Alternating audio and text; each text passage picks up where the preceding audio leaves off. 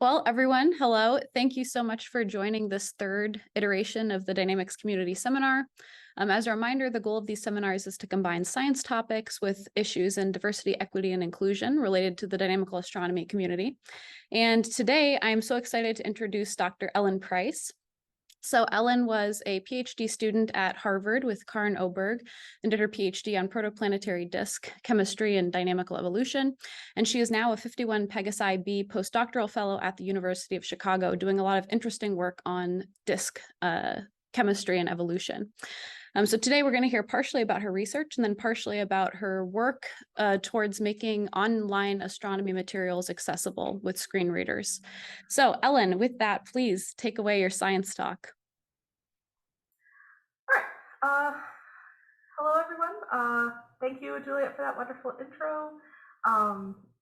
Good morning, afternoon, and/or evening, depending on where everyone is. I saw that there were a lot of time zones listed in the invitation.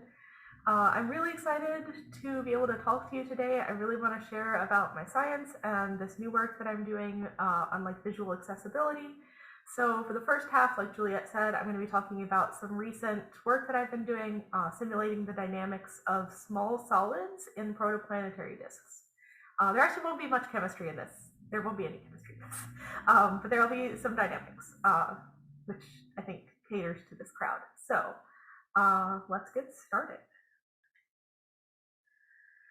So I'm going to be talking a bit about this thing called the meteorite dichotomy, and not everyone knows what that is, so I'm just going to intro very briefly. Everybody here probably knows that protoplanetary disks are the formation sites of planets, and our own solar system is exactly the same. Meteorites that we collect on Earth now are believed to contain some of the most pristine remnants of our protosolar disks. So, mostly unprocessed material, maybe a little bit processed, but the best that we can do today to learn about what the protosolar disk was like. And because we're astronomers, we really like to classify stuff. That's sort of a major theme in astronomy. But meteorites exhibit a lot of variety, and there are just so many ways to categorize the same set of objects. So I'm going to talk a little bit briefly about some of the early attempts to categorize meteorites, and maybe what a better way of doing that now is, sort of the more accepted or most recently accepted version of this classification scheme. So here I'm showing 3 different classification trees that have been applied at some point to meteorites. The figure is actually from a paper that proposed this new stable isotope-based classification, Warren 2011, which seems to be what people are sort of citing for this meteorite dichotomy issue. The cool thing about the Warren proposal is that at the coarsest level, meteorites just get split into 2 groups, and this is based sort of quantitatively on isotope ratios, not sort of qualitatively on morphology or other chemical compositions of the meteorites. So the reason why these 2 clear-cut groups are scientifically convenient, because it's pretty easy to categorize something as being in one group or the other, but it also begs the question, why would there be 2 groups? And they're relatively clear-cut 2 groups. What caused the same material in the same protosolar disk to form 2 distinct groups of objects? So with the isotope-based scheme, we can impose sort of some order on this chaos of meteorite properties. We have carbonaceous chondrites, which are the CC meteorites from the previous slide, that should have formed in an environment where water was in the solid phase, which is essentially just far from the star. It's cold out there, water is in ice, and can be incorporated into the meteorites and may chemically affect some of the other components of the meteorite. Non-carbonaceous chondrites, which are the NC meteorites, should have formed in an environment where water was in the gas phase, which is closer to the protosun. And one proposed mechanism, and I think probably the most popular mechanism right now, for keeping these two reservoirs separate so that they could evolve independently from each other and not mix, is a young forming Jupiter. This, like a massive protoplanet, will carve a gap in its disk, sort of an annular gap, and that tends to serve as a barrier to solid particle movement. So this is sort of where we get into the dynamics, and I do apologize, but there's a little bit of fluid dynamics in this. So when you have a small particle suspended in some fluid, like the gas of a protoplanetary disk, its size is going to determine how it interacts with that fluid. So do the fluid properties. We'll get to that later. But let's assume that the fluid is sort of uniform. The size is what's important for determining how this particle is going to act. In disks, the gas moves at a slightly sub-Keplerian velocity, so like a little bit slower than it should because of gas pressure. And so a particle moving at Keplerian velocity is going to feel sort of a headwind from the gas that's not moving as fast. So if we sort of transition to thinking about the particle in a Keplerian frame, there are three possibilities that we can see happening here. If the particle is very small, then it's going to be sort of swept by the gas and just follow the gas around indefinitely without its dynamics being affected very much. If the particle is kind of on the large side, then it's actually not going to be affected that much by this gas headwind. It's just going to keep doing its thing, which is why, once you get past a certain size in a protoplanetary disk, we sort of think of protoplanets as being independent of the gas, at least dynamically speaking, because they're just too big to really be affected. But there's an intermediate regime, and there's some really cool behavior that happens there, where intermediately sized particles will tend to lose angular momentum to the gas, and they start to spiral in towards the star. This can actually be really fast, and it's a very popular challenge to forming planets because we want to keep solid material around to form planets, and yet the math tells us that these particles probably drifted very quickly in towards the sun. So there is a number that we assign to particles, the Stokes number. It's dimensionless, and it tells us something about which regime those three things fall into. So when the Stokes number is about unity, you get this interesting intermediate regime. Less than one, really small stuff. Greater than one, really big stuff. So radial drift of solids in the protoplanetary disk is a pretty natural consequence of just gas physics. And it's also a problem if you want to form planets. But if there's already a planet forming, such as I mentioned before, a young Jupiter, Jupiter will tend to clear out this gap around its own orbit, and there will be two pressure bumps that form, one just inside and one just outside of that gap. Something like this, obviously a cartoon. Dust will tend to get trapped in these pressure bumps, and so material that starts in the outer disk, far beyond Jupiter's orbit, can't actually drift that far before it'll get stuck in this bump. Now, this is probably the opposite of what you imagine for gas dynamics, where higher pressure will tend to push gas away. It moves from high pressure to low pressure. Dust does kind of the opposite. So perhaps more succinctly, if we were going to assign a meme to our forming Jupiter, small dust doesn't really get to pass. So now I'm going to talk a little bit more concretely about what I did. I only do computation. None of this will be observations. I simulate protoplanetary disks, and right now I'm using a code called Fargo 3D. It's publicly available. It's really widely used all across disk simulation community, and it's very well tested. There is sort of an issue here, though, regarding what I talked about before with the Stokes number, and you'll see why it's important. Fargo 3D will assume that the Stokes number is fixed at a particular value. But you may remember that I said that the Stokes number depends both on particle size and the local gas properties, such as the density. So if you can imagine, Jupiter carving out this gap, and there's a very low density inside the gap and a rapid shift back to like normal density outside. The gas density is changing rapidly. If you hold the Stokes number fixed, you're actually implicitly changing the size of the particle to keep that Stokes number at the same value. And so this might actually be an issue. It may actually change the dynamics of around the gap, which is what we're trying to study in the first place. So we wanted to know if that made a difference in what you might conclude about Jupiter being this, hard barrier to drift.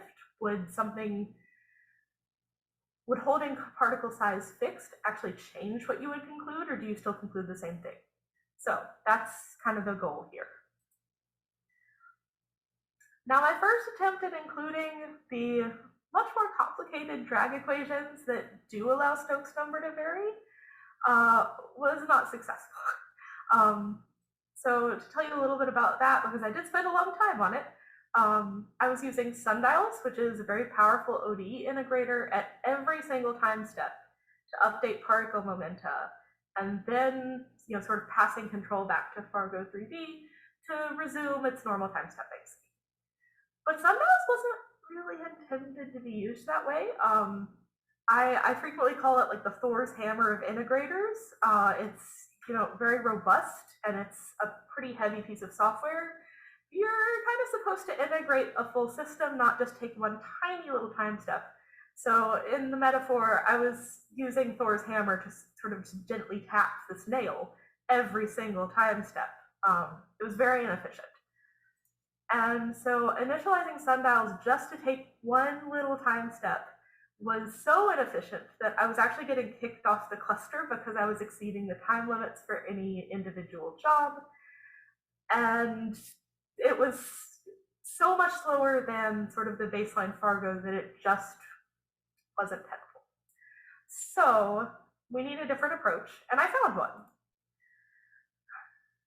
So I sat down and I looked at these equations I was trying to integrate, and I started to wonder if there might actually be an analytic solution, even if it was not a perfect analytic solution, if there might be something that I could evaluate exactly.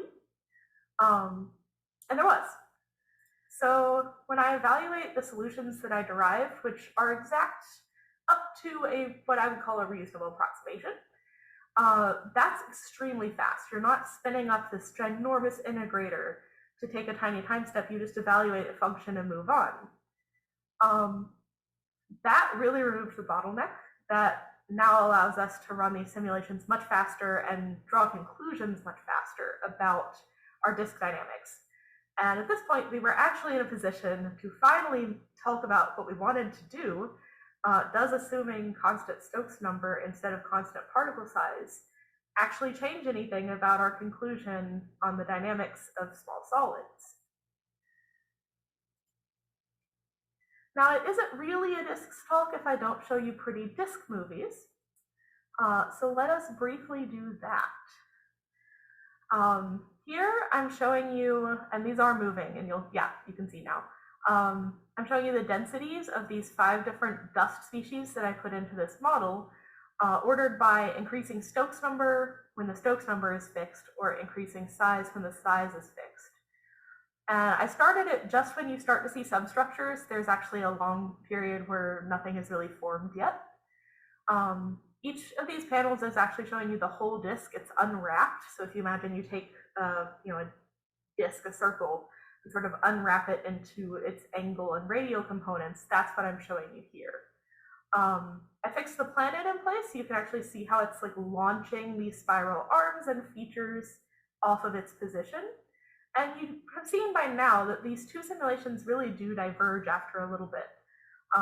There's some interesting behavior inside the gap, and there's also some really interesting behavior that happens around Jupiter's Lagrange points. I'm not sure how physical some of this is, because I suspect that Fargo doesn't work as well at very low values of gas viscosity, which is the value that I'm using. But it's interesting to see that you still do get some particle concentration around the Lagrange points, which is something that really does happen, and that's why we have Trojan asteroids now. So I'm running a little fast, but just to give you an idea of where this is going next, pretty movies aside, we have all this output from Fargo. We have velocity fields for every kind of particle that we put in. And right now we're using those velocities to integrate some representative trajectories for a random set of test particles, just distributed around the disk, to see where one of these particles might travel. What conditions does it encounter as it goes? And our results show so far that Jupiter actually is a pretty efficient barrier to inward drift of solids in the outer disk. But we're also seeing something else that's really interesting. We're seeing, when you hold the particle size constant, that we're getting inward or outward drift of particles from the inner disk that then get trapped behind the gap when they drift back. So, getting really speculative and maybe a bit of wishful thinking, but maybe this could be telling us something about the origin of CAIs, which are particles in meteorites that we know needed to form in a very hot environment, so near the protosun, but are mostly incorporated into the CC meteorites in the outer disk. So, we formed something really close to the sun, and then through some process got it into the outer disk to mix with material there and form meteorites. Maybe this is telling us something about that. That would be pretty cool. There's a paper in prep to present all these new results, so definitely please keep an eye on the archive for that. And at this point, I will pause and take science questions. Have a little bit of time, so please ask questions. Yeah, I'll pass it back to the organizers. Nice. Thank you so much, Ellen. This is a wonderful talk. So if you have any questions online or back in Juliet's room, please just raise the hand. Oh, Juliet, you have a question. Go ahead. Yeah, so I do have a question. So I'm really interested in how your calculations will help understand the chemistry of exoplanets forming in different places and disks. But what I want to know is, I'm assuming right now you're fixing the orbital radius of the Jupiter. Would you have the possibility to try different orbital radiuses of the Jupiter and see how the particle flow changes depending on where the Jupiter's orbit is? Yes. So that's a great question. And even though it's not exactly what Fargo was set up to do, like I don't know how complex of a change in radial position you could put in for the Jupiter. I bet that's something you could add. I'm getting pretty good at modifying Fargo now, finally. So yes, that is definitely something that could be added in the future. Right now, we're already sort of scaling the mass of the Jupiter, which is why the structures don't form right away. We're giving the mass kind of like a swoop. So it forms, slowly, then rapidly, then slowly as it approaches its final mass. I imagine you could do something kind of similar to tell it, to move the Jupiter in radius. That could be cool. So your first question was about chemistry, though, and I think I missed. What was the first part about? Oh, so I'm interested in how this, your work could help give us insights of what stops the chemistry of planets forming in different places of disks from being the same. Like if you can trap material outside the Jupiter, it doesn't move inwards, that creates kind of like you were saying with the asteroid belt, that could create a kind of dichotomy in chemistry for exoplanet systems as well. Maybe, and I think we see that a little bit with, like the location of the water snow line, inside you get not giant planets, and outside you tend to get giant gaseous planets. I'm actually doing some work with Karen Willisey at JPL right now on trying to add chemistry to Fargo, which is ambitious, but I have successfully modified it once. So I guess stay tuned on that as well. Nice.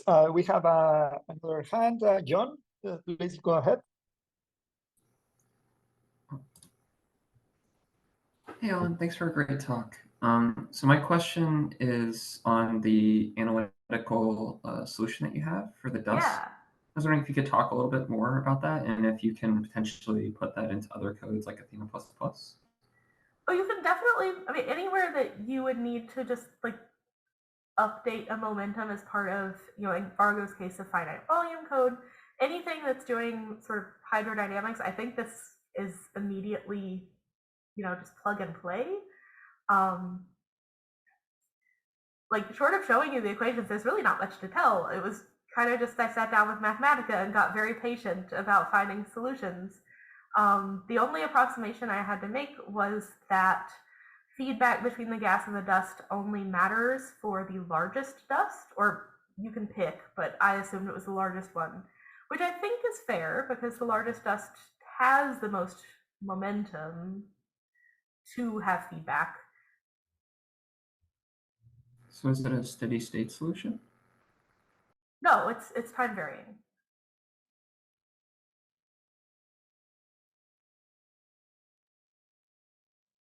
Nice. I don't know, Juliet, if there is a question in your room or. Nope, everyone in the room was very happy with the talk. It answered all their questions. Okay, Whoa. very nice. I have a quick question, Ellen, as well. I was like curious about the speculation about the meteorites that you mentioned in your last point. Can you elaborate a little bit more? Because I Sure. think So it's like really I said, interesting it what you're is kind saying. of speculative. Yeah, so CAIs, calcium and aluminum rich inclusions, we know they had to form close to the sun because they had to form in a very hot environment. So, where are you going to get that in the outer disk? But through something, they have mostly been incorporated into the meteorites that we think come exclusively from the outer disk. So, how does that happen? That's kind of like a big open question in the meteoritics community, but there have been maybe a few papers saying like, maybe there's a mechanism for moving that material outward. We haven't necessarily like, we can't say that like we figured out that particular mechanism, but like we definitely show that there is a pathway for small solids in the inner disk to efficiently move outward, get stuck at the Jupiter gap where they would mix with material there. Now, the problem with this is that we still don't know why they wouldn't mix as they move along, as they move outward. Like, why didn't they mix with the stuff that they were already, entrained in, mixed with in the inner disk? You have to sort of get around like why they didn't form anything there and waited until they were moved to the outer disk. And yeah, we don't know. But it's kind of a cool thing to find. Definitely not what we were expecting to find. This was kind of a fortuitous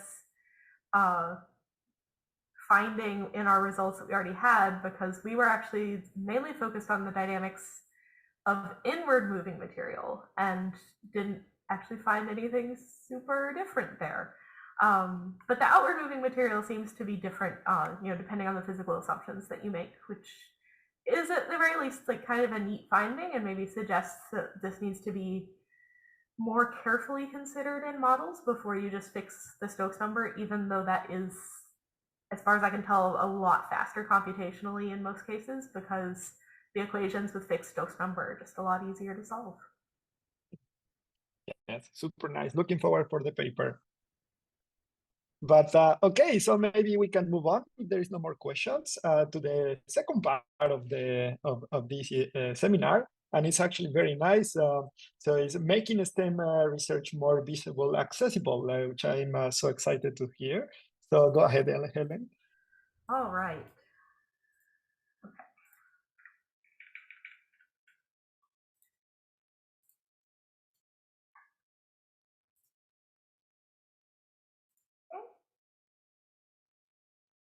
And I assume all good. Everybody can see slides. Yes.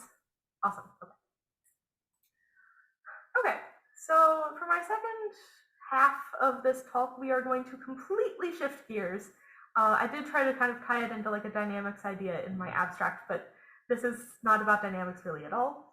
And talk about making research materials, like published materials in STEM, more visually accessible. I know the title says accessible. I am going to qualify it's visually accessible. There are obviously other issues of accessibility that you could talk about here.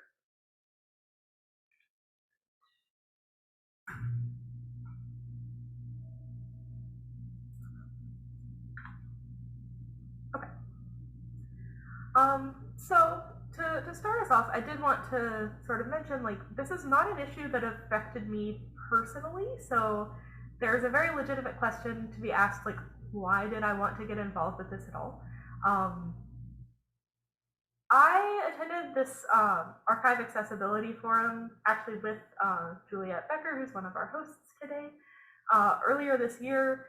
Really brought to my attention like some issues that maybe seem kind of common sense now, but at the time I just hadn't really thought about, with how inaccessible, especially PDF articles, because that's what most of us are publishing and reading to learn more about our field, really are if you're trying to use a screen reader to consume them. And so a lot of people at the forum gave some suggestions. I'm going to repeat some of their suggestions because I thought they were really good. Any experiences that I share are obviously like not mine. There's things that were shared at the forum by people who experienced them. So looking at sort of the state of this issue today, one of the big problems that we see that people have noticed is there is a very broad lack of alt text, and maybe that's because people don't really think that anyone would use it. I think people really would use it, but journals just don't require it, and if the journal doesn't require it, probably no one's going to do it. There's even been like some pushback from some people asking, like, is it fair to ask authors to do this extra work when they're trying to submit a manuscript? I say yes, but not everyone agrees. Generally, there's just not alt text and image descriptions attached to, especially like figures in papers.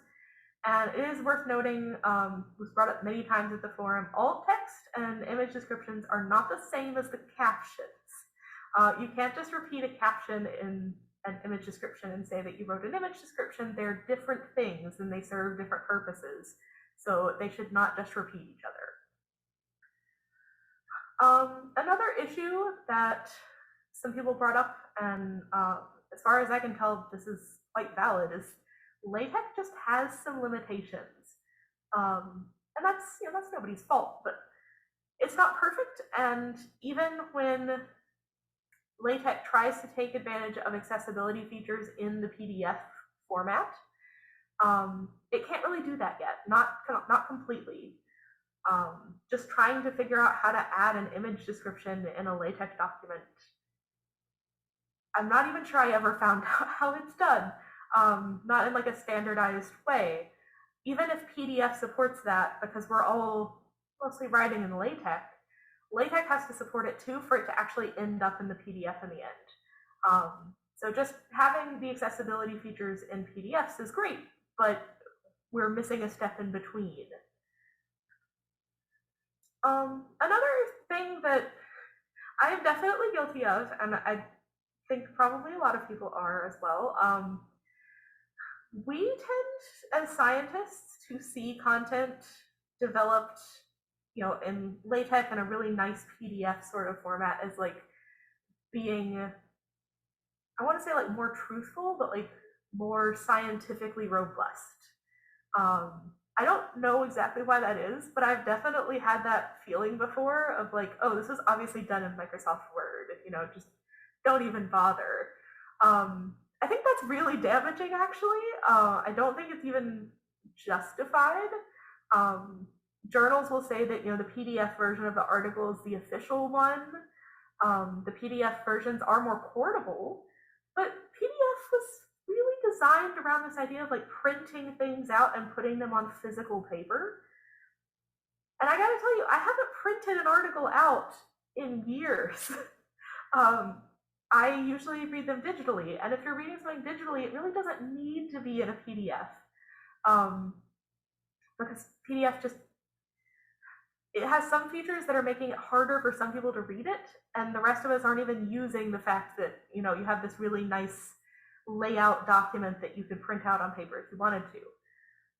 So I think, like, generally, PDF doesn't need to be the end-all be-all of scientific publishing, and it does sound like maybe people are starting to think that, but we'll see where that goes.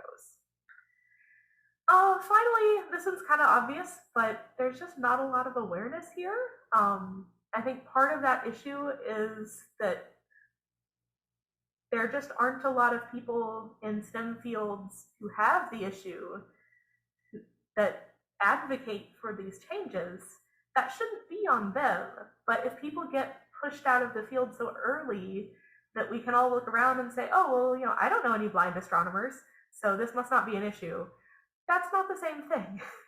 And it does sound like people are sort of getting pushed out of the field by the challenges that they face in just trying to do these basic tasks that the rest of us will do without even thinking, like downloading a PDF and then reading it. If you're using a screen reader, that isn't going to be as trivial depending on how that PDF was prepared. So like I said, all these experiences are not mine, but these are just some that really struck me that people mentioned at the forum. If you're interested, I highly recommend you go to the forum's website, and there are like some bios and intros from all the speakers that were there. So one speaker was describing, you know, preparing a dissertation. If I have to write the equations in LaTeX, because honestly, how else are you supposed to write them? And the screen reader doesn't understand LaTeX, they can't read back their own equations to check them as they write them. Being able to consume content doesn't necessarily also mean that you can produce it, and you have to be able to do both to really fully participate in STEM. So this is one issue that, you know, really struck me, is like, oh, I've never even thought about that before. But yeah, if you can't read LaTeX, how are you supposed to check your own work? One speaker also shared that they wanted to be a peer reviewer for articles in their subfield, but they can't review figures in papers without asking a cited colleague to describe them because they don't have descriptions. But that breaks ethical code that goes along with being a peer reviewer.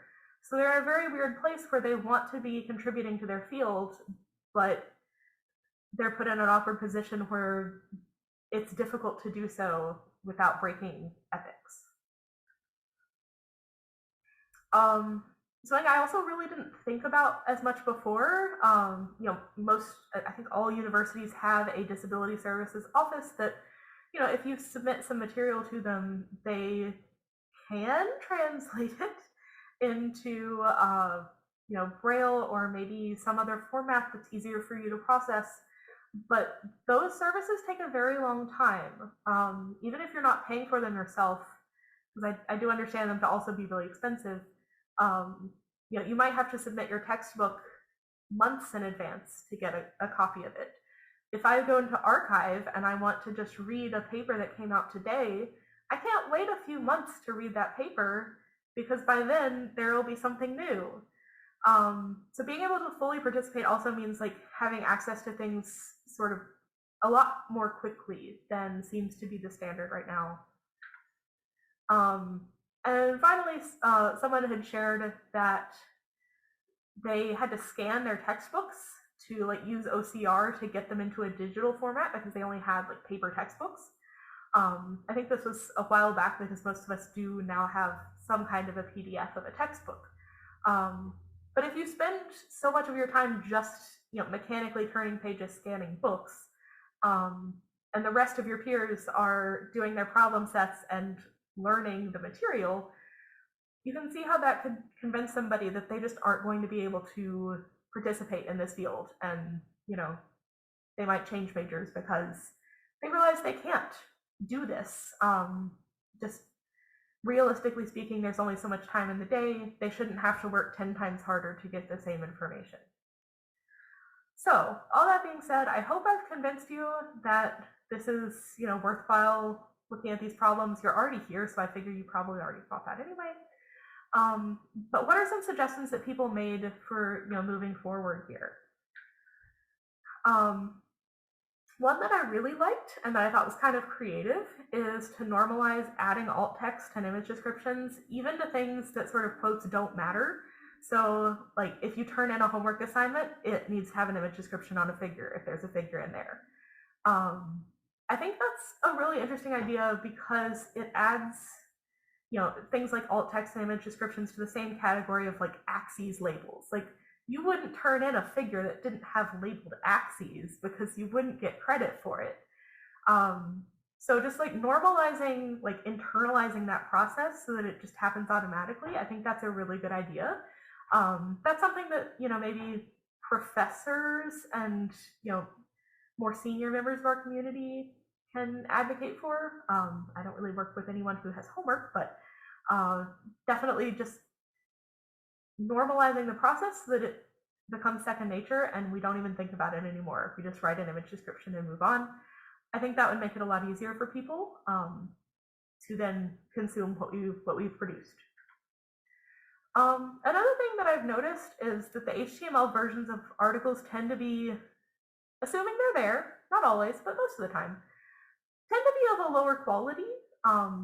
And I think that may have something to do with the fact that authors don't actually sign off on them. They aren't asked for like, can you verify the same way that you would a proof for a PDF article. And I think it would help if journals required alt text on figures and also asked authors to like, seal of approval this HTML version, make sure that everything actually looks okay, that it looks truthful to the original material. I don't know who at the journal's job it is to convert PDFs to HTML. I don't envy them that job, but I think that if authors were more aware of like what was going into the HTML, maybe they could say, hey, that equation doesn't look quite right. We need to go fix it. And as you've probably imagined, based on today's title of the talk, one suggestion that honestly really shocked me the first time I heard it at the forum was maybe considering moving away from LaTeX to HTML and also EPUB, which kind of contains HTML. They're a very similar standard. So I'm going to be focusing on the HTML aspect, but just know that EPUB does kind of encapsulate HTML as well. So this is kind of a radical idea, and maybe you're not a fan, but I would like to present like what I consider to be some benefits of HTML that might make it easier to process like on the fly than LaTeX, which if you're not a scientist can look a little difficult to read at times. So one of the things that I really like about HTML is that it really stresses like separating form from function. So HTML always has tags. They come on both sides of the content. So there's always an opening tag and a closing tag, and they have to match. They indicate something about the intent of the text in between them. So the P tag, which is what I'm showing you here, indicates a paragraph. It doesn't say anything about what the paragraph looks like, just that it is a paragraph. And you can imagine that having like explicit opening and closing tags actually makes processing HTML a bit easier than processing LaTeX, where there are lots of different ways to start and end a block. This is actually something I ran into with some of the software I'm going to show in a minute, because it was really difficult to figure out how to explain to a computer where LaTeX content begins and ends, just because of the way the markup is structured. One thing that also was brought up at the forum is that adding tweaks to your LaTeX source is a bad idea, because it can make it even more difficult to process. If you're consuming with a screen reader, think about like the manual spacing tweaks, which I am totally guilty of using in basically every equation I've ever written to make it look exactly the way I want it to. But those things just make it harder for a computer to understand, because what on earth is a backslash semicolon? It's a space, but it doesn't translate as well to words, and it shouldn't, because it's a space, but now you're having to explain to your reader, like, oh, actually that symbol means something different when it's in this particular context. And there's just a lot more work there. So HTML really encourages and makes very easy to separate like purely stylistic markup into external style sheets. You can render an entire HTML document without styling, and you shouldn't lose any information, which I think is a really cool feature of HTML. It's an interesting exercise to go to a website sometime and turn off all style sheets just to see what it actually looks like without any styling whatsoever. But most of the basic ideas can still be seen. A list is a list no matter what it looks like. A paragraph is a paragraph. And those ideas will still come through even without the style sheets. I think that's pretty cool. And HTML is a whole lot easier to separate the styling from than LaTeX, where you usually need to use like a style file and a class file to even have some commands available to you. There is no way to add more HTML. HTML has a particular set of tags that are defined, and that's it. So another thing that's cool about HTML is that these days, with sort of newer HTML5 updated standards, browsers support this thing called MathML natively. You don't have to do anything to get it anymore. It's just there for you. In the past, I think you usually had to use like a JavaScript translator to get like rendered like SVG math. Now the math is just presented to you, and it's a specific markup, MathML. It's like HTML, but it's MathML. I suspect that because screen readers weren't designed to interpret LaTeX math on the fly, that's why they have so much trouble with LaTeX markup. But I will say MathML is a lot more verbose than LaTeX.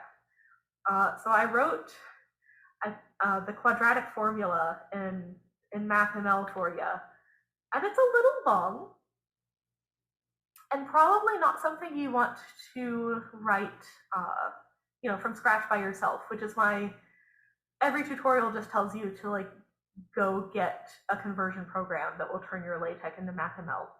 And we'll talk about that more in just a minute. But what's really nice about MathML is it actually still looks really nice. I tend to think of math in a browser as sometimes they're just inline images and the resolution's really poor. But this text is actually being rendered as part of the document. It is just as zoomable and customizable in terms of like fonts and sizes as LaTeX would be. It's just a different kind of markup. And it's a lot more accessible because it's so verbose. It's telling you exactly what each character is. You can kind of see in the MathML, like you have numbers and you have variables and you have constants and operators, and it's telling you explicitly, what each component of this formula is supposed to be and supposed to convey to you. So to show you why MathML is pretty cool, I grabbed this free screen reader called NVDA. It only works on Windows, unfortunately, but you can play around with NVDA. It's completely free. I just wanted to see what a screen reader would see in one of my papers, so it doesn't sound like I'm calling anybody out. This is my most recent published paper. I just sort of grabbed a section from it and tried to get the screen reader to read it to me. So I hope you enjoy this rendition of this paper, of this section of this paper. And if you can make sense of any of this, I really do applaud you. Given by sgas, RT equals 0 equals SSSR plus SSS trans. As our initial condition, we take P equals 5 and trans equals 10 so that the transition occurs close to the interior of the domain. So immediately I noticed that all the Greek letters are being read as if they were Latin letters. I don't know why. That's just how it read them. Superscripts got left out of the reading entirely. Not sure why. Again, they were there. And in the text, somehow some scripts got merged onto the variable name. I didn't find it very clear. And if I couldn't see that formula, I would have absolutely no idea what that was trying to tell me. Now, so I spent a couple minutes, put together like a little dummy HTML file with the mathml of that same formula in it. And I tried to have NVDA read that to me as well. So please enjoy this better reading of the same formula. Given by sigma with gas sub open r t equals 0 close equals open sigma with s sub open r close with negative p super plus sigma with s sub open r with trans sub close. So since we're running a little short on time, I'll stop it there, but you get the idea. It's very clear what's a subscript, what's a superscript. All the Greek letters are being read correctly. I have no idea why the Greek letters were ever read incorrectly, but mathml is a game changer. It's very verbose, yes, but it's a lot easier for screen readers to parse than math written up with LaTeX. So, sort of the grand finale of this part of my talk, I would like to introduce to you some tools that I have been working on that you can go use right now. They're all online, completely free because I wrote them myself, that you can go play with and start to make more accessible content. Is sort of the goal. So one sort of fun one that I put together just because I thought it would be kind of cool to have. We all know that there are some color maps that you're just not supposed to use anymore. Looking at you, Jet Color Map. But every once in a while, you may run into a situation where you're like, I just don't like any of the normal ones that are built into Matplotlib or CMasher, which is a great package that you should check out. But if you ever find yourself in that situation, I wrote a tool for you where you can design your own color maps and make them as weird as you want them to be, and get out a lovely sort of linear in intensity color map that you can throw into Python.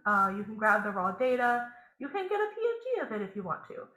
Like I said, this is sort of more of a fun thing that I did, but these tasks, if you make them easy enough, I think people will use them. So if you ever find yourself in need of a very different sort of color map, please make use of this tool. So moving on to like the cooler stuff.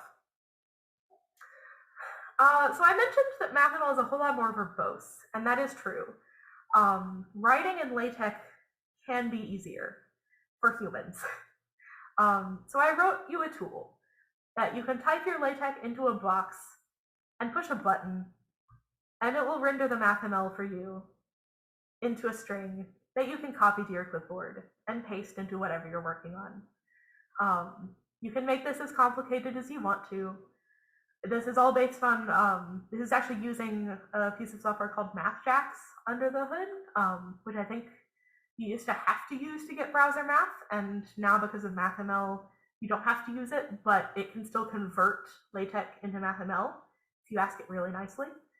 So like I said, these math equations will look just as good as their LaTeX counterparts, while being a lot more accessible for anyone who needs assistive technology to read them.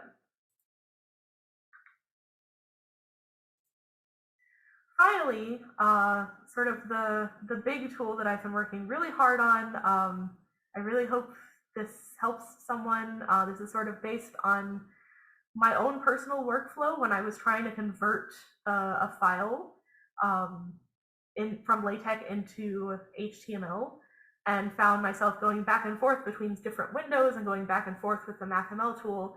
I decided it all needed to be in one place. So I wrote this tool for you where you have sort of a tabbed interface. You can convert all your BibTeX references into this nice sort of JSON format. Write whatever you want to as your article text. You got a live preview. LaTeX compiles, but HTML doesn't need to. HTML is pretty much instantaneous, so that's another plus. I even added like a little quick reference tool for you. So that's kind of fun. This is all taken from the HTML tutorial, which is also on this site that I have put together. Yeah, so these tools, like I said, they are available right now. They're online, just no one seems to know they're there. So if you would like to play around with like making some HTML articles from your own work, I highly recommend trying this out. There's an associated GitHub. If you find a bug, please tell me about it. I will try to fix it.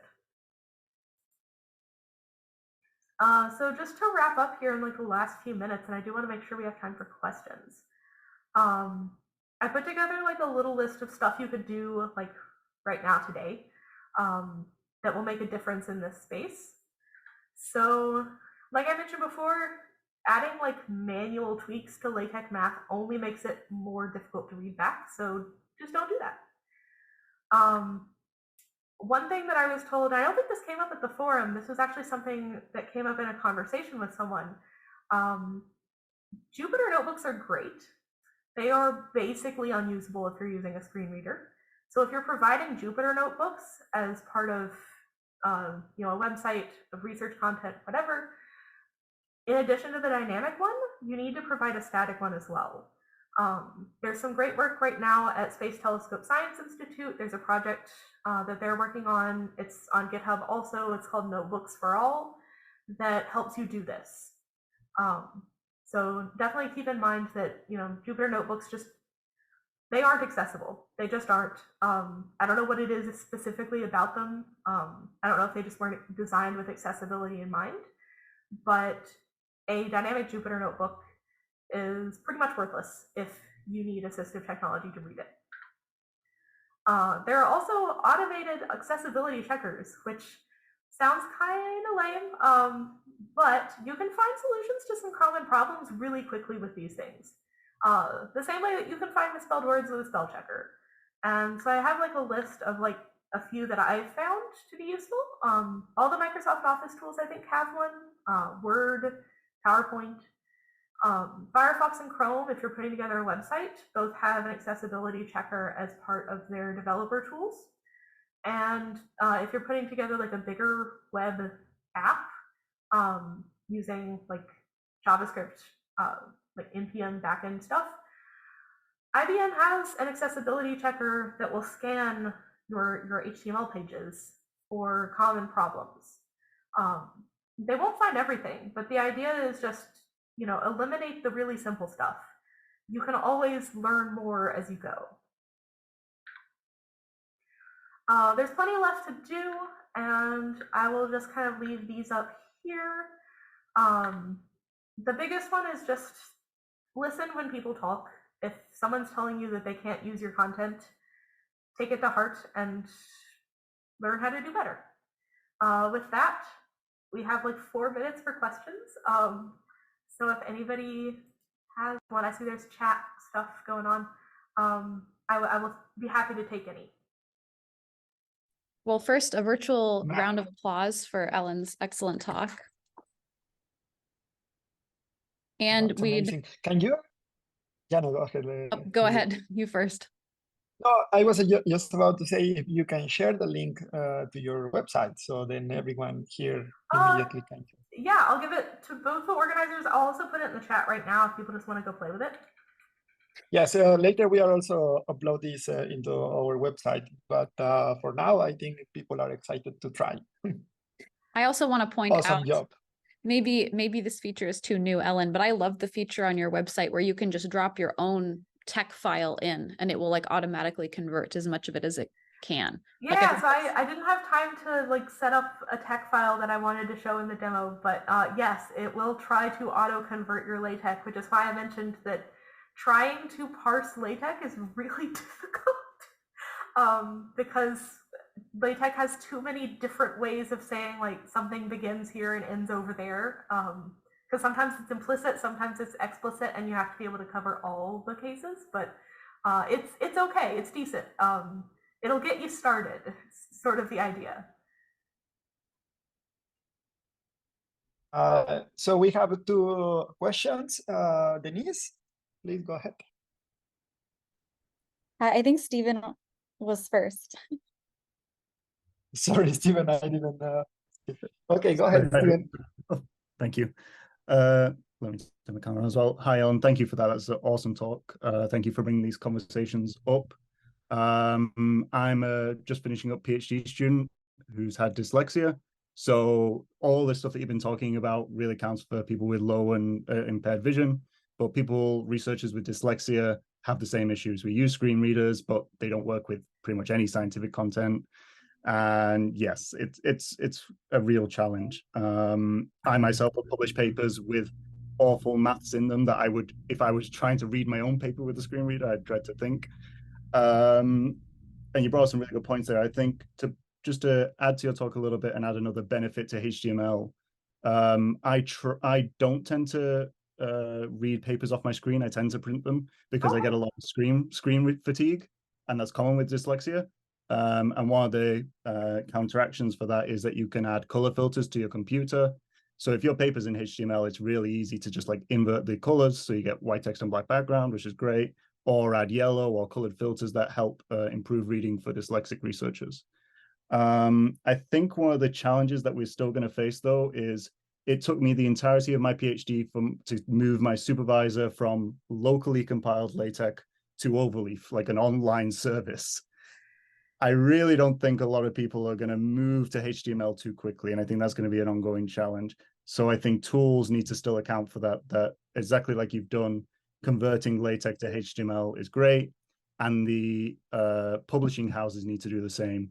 I've been in talks with the Cambridge University Press and Oxford University Press, and you may not call them out, but I will definitely call out Cambridge University Press on some of their content, because I've told it to their face that some of their papers online do this thing where they have a little PNG of the equation at super low resolution, and that helps nobody.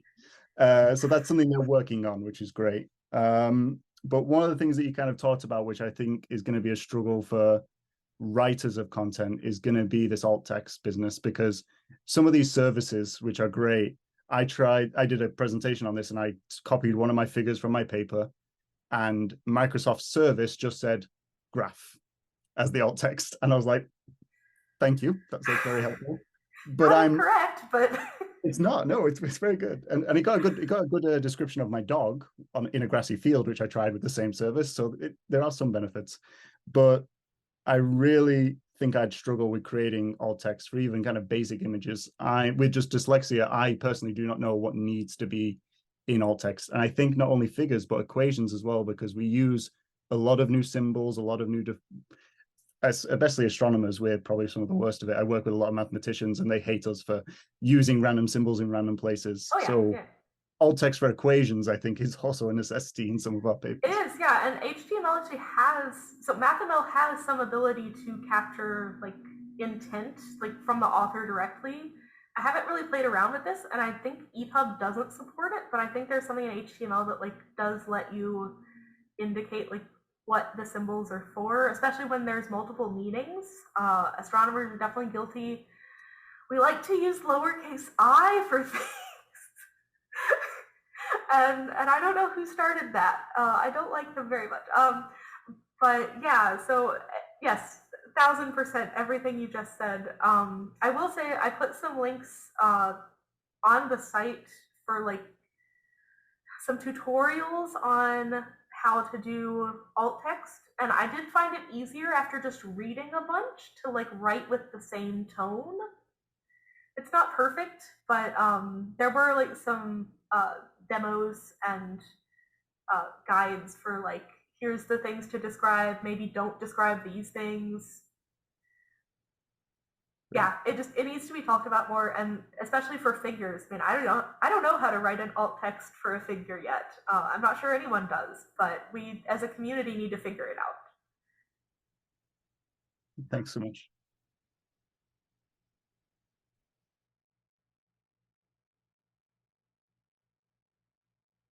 Thanks, I think, Denise. Now it's your turn. Thank you. Yeah. So yeah, I'm one of those people that thought, oh yeah, this doesn't affect me. so I never gave it any thought. Not that I didn't want it to be a problem for anyone else, but literally 2 weeks ago, or like 3 weeks ago, I started TAing.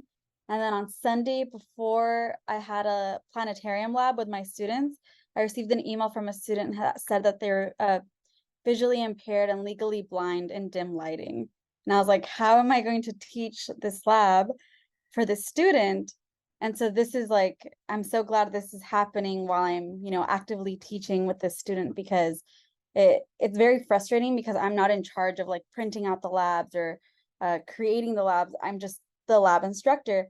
But this is like, how can this be the first time that we now have, actually, I'm not the only person with the legally blind student. There's another instructor that also has one.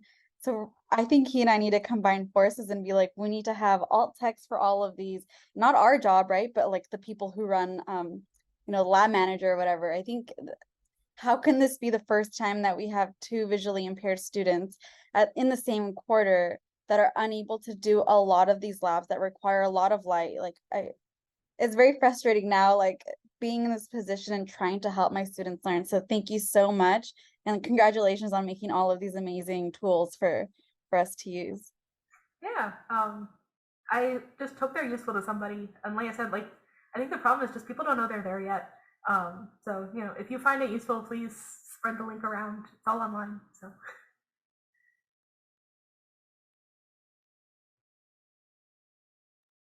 All right, so we are truly out of time, although Adrian posted another interesting question to the comment about, is there the capability for machine learning to help with these conversions to make materials more accessible? And I think there was actually some discussion at the archive forum about that. So maybe if people are interested in learning more about that, we can link the website to the forum materials.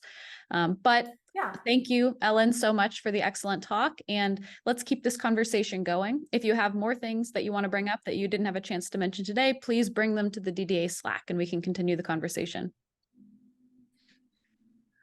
Yes, thank you so much, Helen. And then for the next seminar, please stay tuned. And if you want to give a talk, just send us a pin, and then we will be very happy to accommodate you all.